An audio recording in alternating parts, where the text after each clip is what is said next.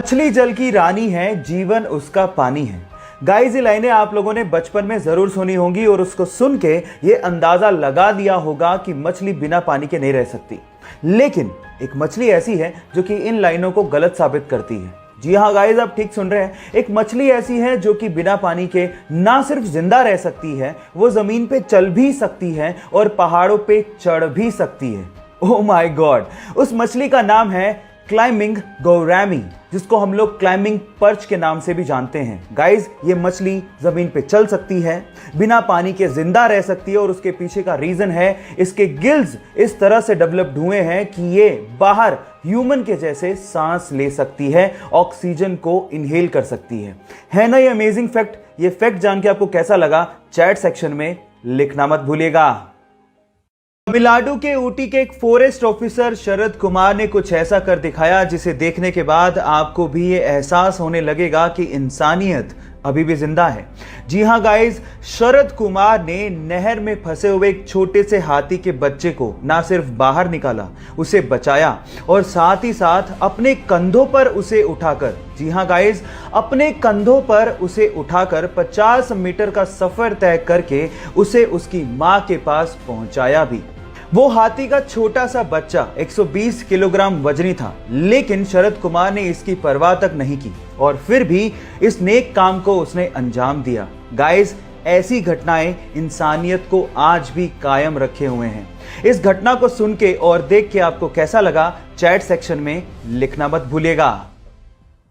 अक्सर आप लोगों ने ये देखा होगा कि किसी भी असेंबल्ड चीज के छोटे पार्ट से लेके बड़े पार्ट के ऊपर उस कंट्री का नाम लिखा होता है जहां पर वो चीज बनाई गई है, जैसे कि made in India, made in US, made in Korea, ये आपने सुना होगा। लेकिन अगर मैं आपसे सवाल पूछूं कि जो चीजें स्पेस में यूज की जाती है या स्पेस प्रोग्राम्स में यूज की जाती है, उस पर क्या लिखा होता है? क्या उस पर भी किसी कंट्री का नाम लिखा होता है? अगर आप लोग ये सोचते हैं कि उस पर भी made in US, made in India लिखा होता है तो आप लोग गलत हैं। एक्चुअली जो चीजें स्पेस प्रोग्राम में यूज की जाती है उनके ऊपर लिखा होता है made on earth by human. Yes guys, made on earth by human. और ये चीज नासा और बड़ी बड़ी स्पेस एजेंसीज 2005 से इस्तेमाल भी कर रही हैं। ये इंटरेस्टिंग फैक्ट जान के आपको कैसा लगा, चैट सेक्शन में लिखना मत भूलिएगा। गाइस, आप लोगों ने फिजिक्स में ग्रेविटेशनल लॉ यानी गुरुत्वाकर्षण के नियम को तो पढ़ा होगा, लेकिन आज मैं आप लोगों को एक ऐसी शॉकिंग चीज बताने जा रहा हूं जो कि ग्रेविटेशनल लॉ को फेल कर देती है। जी हां गाइस, उस चीज का नाम है हीलियम। गाइस, जब आप हीलियम को एब्सोल्यूट जीरो टेम्परेचर पे लिक्विड में कन्वर्ट करोगे तो वो लिक्विड एंटी ग्रेविटी की तरह काम करता है। आपको तो पता है कि ग्रेविटी में सारी चीज नीचे की तरफ आती है, लेकिन helium in a liquid state ऊपर की तरफ मूव करने लगता है। क्या हीलियम की इसके पहले तक ये प्रॉपर्टी आपको पता थी? और अगर नहीं पता थी तो चैट सेक्शन में लिखना मत भूलिएगा।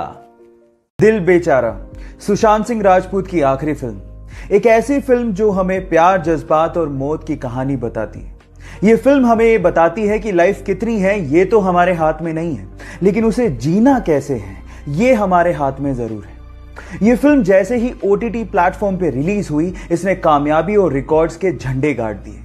IMDb रेटिंग में पहली बार ऐसा हुआ कि किसी फिल्म को 10 में से 9.9 रेटिंग दी गई। इस कामयाबी के बाद सुशांत सिंह राजपूत के फैंस ने यह साबित कर दिया कि वो उन्हें कितना प्यार करते हैं। आज सुशांत सिंह राजपूत हमारे बीच नहीं है, लेकिन वो अपने अभिनय और अपनी फिल्मों के जरिए हमेशा हमारे दिलों में जिंदा रहेंगे। Sushant, we love you, we miss you a lot. Thank you. Guys, मान लीजिए कि कोई एक गुस्सैल बैल आपको आपकी तरफ भागता हुआ आता दिखे तो आप क्या करेंगे? ऑब्वियसली आप अपनी जान बचाने के लिए उल्टी दिशा में भागना शुरू कर देंगे।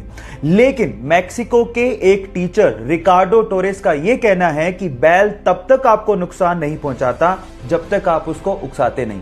अब जैसे आपको विश्वास नहीं हो रहा, रिकार्डो के स्टूडेंट्स को भी विश्वास नहीं हो रहा था, इसके लिए उसने एक बैल के रिंग में 40 स्टूडेंट को 3 कतारों में खड़ा कर दिया और एक यंग बुल को वहां पे छोड़ दिया। और उसके बाद जो हुआ वो सब देख के हैरान रह गए। बुल ने किसी भी स्टूडेंट को नुकसान नहीं पहुंचाया जो वहां पर शांति से खड़े थे। और ये वीडियो जब इंटरनेट पे डाला गया तो पूरी तरह से वायरल हो गया। आपका इसके बारे में क्या कहना है? चैट सेक्शन में लिखना मत भूलिएगा।